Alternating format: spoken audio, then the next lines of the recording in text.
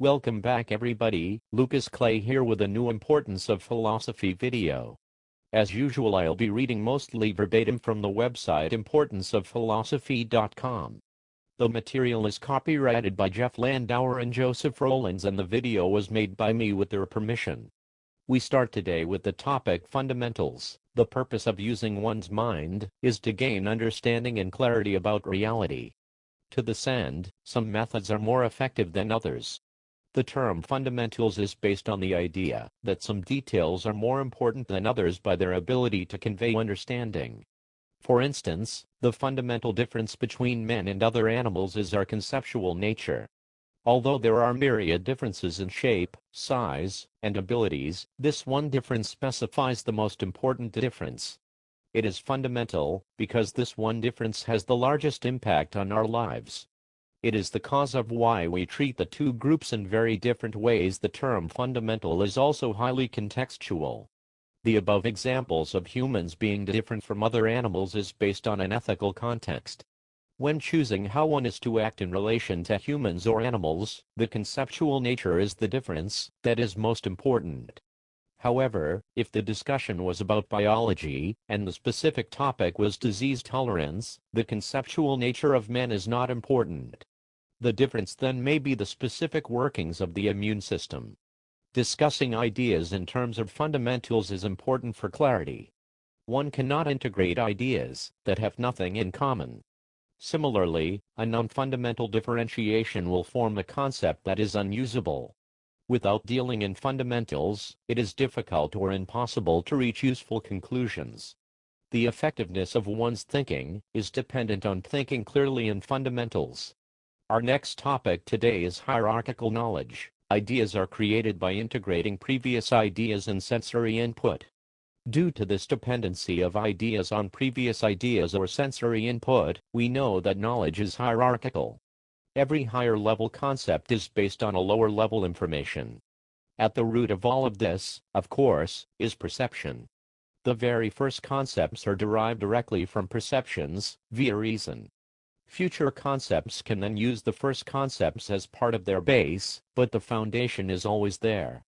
The understanding of how a particular concept is tied to lower-level concepts or sensory input is useful. It allows a more explicit understanding of the concept. Without knowledge of the hierarchy, one is left with only a vague notion of the meaning of a term. Since we learn some concepts from others, we may only have an ambiguous idea of what the term means. This notion is not really a concept. It is a placeholder for a concept. One can understand enough about the concept to differentiate it from other concepts one is aware of, while still not grasping exactly what it refers to. Without an understanding of one's hierarchy of knowledge, it is possible to lose sight of some features of a concept. This seems to happen frequently in philosophy. This is how people can claim that they don't exist, or that reality doesn't. Since it is possible to ignore the foundation of an idea, it is possible to use it in a way that specifically contradicts the foundation. An example of this nonsense is people proving that logic doesn't exist when the concept proof is derived from the concept logic. Our final topic today will be the arbitrary. An arbitrary statement is a statement without reason or justification. It is unsupported by any facts or reasons. Epistemologically, we may accept the validity of a statement for various reasons. The more support we have for the statement, the more likely we are to believe its validity. Arbitrary statements, though, have no support at all. Often the arbitrary statement is absurd.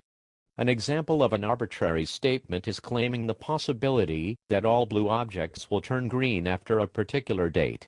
These absurd statements are usually softened by asking whether it is at least possible. In this way, the speaker tries to gain some legitimacy by referring to reality and judging whether the statement is known to contradict reality. This appearance of legitimacy is fake. The statement has no support from reality, and therefore it doesn't need to be contradicted in order to be dismissed. The proper response to any arbitrary statement is to treat it for what it is, a statement made without any factual support or reason. Not all arbitrary statements are absurd, some might conform to possibilities we accept. If someone stated that there was alien life on a specific planet, it wouldn't necessarily be absurd. We may accept that, given our knowledge of life, it certainly is possible elsewhere. The statement could be true, since it conforms to our knowledge, and we may have reason to believe it exists on some planet. It's arbitrary because someone specified a specific planet, without reason or facts to support it. People sometimes insist that you disprove one of their arbitrary statements. Logically, this is flawed. The burden of proof is on those that make a claim. One need not, and should not attempt to disprove arbitrary statements. As it is impossible to disprove the negative, attempting to do so leads to accepting any ideas, no matter how arbitrary they are. Since the ideas are groundless, there is no means by which they can be integrated with the rest of one's knowledge.